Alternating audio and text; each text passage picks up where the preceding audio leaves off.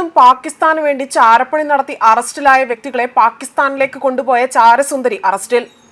നൌഷാബ ഷെഹസാദ് മസൂദ് എന്ന വ്യക്തിയാണ് അറസ്റ്റിലായത്. ലാഹോർ സ്വദേശിയായ ഇവർ അറിയപ്പെടുന്നത് മാഡം എൻ എന്നാണ്.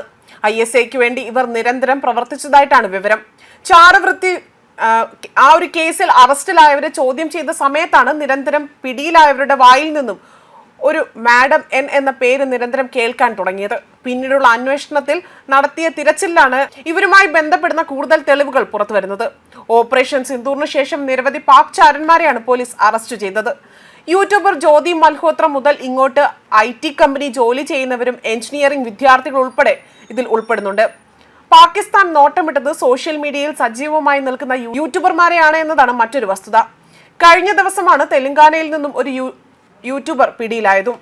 ഇവരെല്ലാം ചോദ്യം ചെയ്തപ്പോഴാണ് മാഡം എൻ അതിനെക്കുറിച്ചുള്ള കൂടുതൽ വിവരങ്ങൾ പുറത്തു വരുന്നത്. ഇവർ പറയുന്നതനുസരിച്ച് ISAയുമായി സജീവമായി ശക്തമായ ബന്ധം പുലർത്തി വരികയായിരുന്നു ഇവർ ഇന്ത്യയിൽ നിന്നും ഇത്തരത്തിൽ വ്യക്തികളെ തിരഞ്ഞു പിടിച്ചുകൊണ്ട് പാകിസ്ഥാനിലേക്ക് കൊണ്ടുപോകുകയും ഇവരെ സ്ലീപ്പർ സെല്ലുകളായി ഉപയോഗിക്കാനാണ് പദ്ധതിയിട്ടിരുന്നത്. ഈ വിവരങ്ങൾ പുറത്തു വന്നതോടുകൂടി തന്നെ അന്വേഷണ സംഘം കടുത്ത ആശങ്ക കൂടെ പ്രകടിപ്പിക്കുന്നുണ്ട്. കാരണം ഇനിയും പിടികൂടാത്ത നിരവധി വ്യക്തികൾ ഇവർക്കിടയിൽ, അതായത് നമുക്കിടയിൽ തന്നെ പാകിസ്ഥാൻ സ്ലീപ്പർ സെല്ലുകളായി പ്രവർത്തിക്കുന്നുണ്ടോ എന്നതാണ്. സമഗ്രമായ അന്വേഷണത്തിലൂടെ മാത്രമേ ഇവരെ കണ്ടെത്താൻ സാധിക്കൂ. അതേസമയം പിടിയിലായ പാകിസ്ഥാൻ ചാരസുന്ദരിയുടെ ഗൂഢാലോചന എന്താണ് എന്നുള്ളതാണ് അന്വേഷണ സംഘം കണ്ടെത്തുകയും ചെയ്തത്. വാസ്തവത്തിൽ ചാരന്മാരുടെ മറവിൽ സ്ലീപ്പർ സെല്ലുകളെ ഒരു ബന്ധം സൃഷ്ടിക്കാൻ അവർ ഗൂഢാലോചന നടത്തിയിരുന്നു. ചാരവൃത്തി കേസിൽ പിടിക്കപ്പെട്ട സോഷ്യൽ മീഡിയ സ്വാധീന ശക്തിയുള്ളവരെ തന്നെ ഈ മാഡം എൻ പാകിസ്ഥാനിലേക്ക് കൊണ്ടുപോയതായും വിവരങ്ങൾ പുറത്തുവരുന്നു. പാകിസ്ഥാൻ സൈന്യത്തിന്റെയും ISAയുടെയും നിർദ്ദേശപ്രകാരമാണ് ഇവർ ഇന്ത്യയിൽ നിന്നും 500 ചാരന്മാരുടെ ഒരു ശൃംഖല തന്നെ സ്ഥാപിക്കുന്ന തിരക്കിലായിരുന്നു. അതുപോലെ തന്നെ കാതാർപൂർ ഇടനാഴി അത് തുറക്കുന്നതിന് ശേഷമാണ് ഇവർ കൂടുതൽ സജീവമായതെന്നാണ് പിടിയിലായവർ ഇപ്പോൾ മൊഴി നൽകിയതും.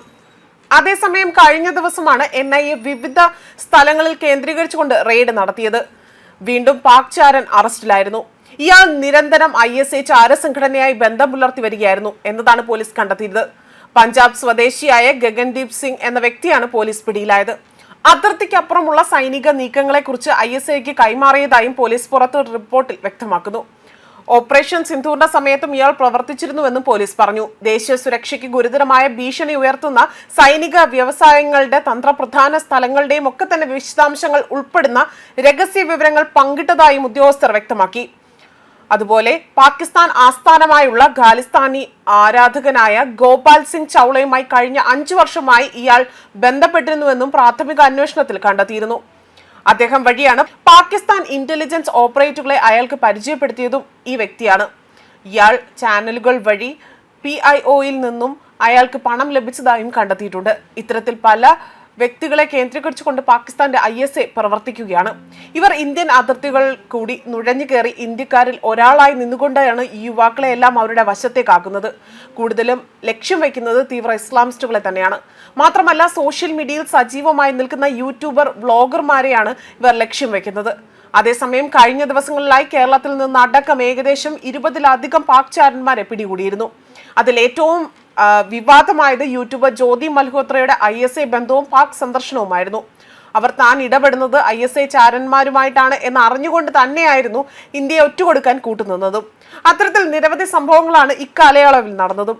അതോടൊപ്പം തന്നെ സ്വന്തം രാഷ്ട്രത്തിന്റെ വികാരം മറന്ന് പാകിസ്ഥാന് വേണ്ടി ചാരപ്പണി നടത്തിയവരുടെ എണ്ണം ദിനംപ്രതി വർദ്ധിക്കുകയാണ്. NIA റെയ്ഡ് ശക്തമാക്കിയതോട് തന്നെ കൂടുതൽ പാക് ചാരന്മാർ അറസ്റ്റിലാവുകയാണ്. ജ്യോതി മൽഹോത്രയ്ക്ക് പിന്നാലെ ഇപ്പോൾ മറ്റൊരു യൂട്യൂബർ കൂടി പിടിയിലായിരുന്നു. ഏകദേശം 47 ലക്ഷം ഫോളോവേഴ്സ് ഉള്ള പ്രശസ്ത തെലുങ്ക് സെലിബ്രിറ്റി വ്ളോഗറായ ഭയ്യ സണ്ണി യാദവാണ് പിടിയിലായത്.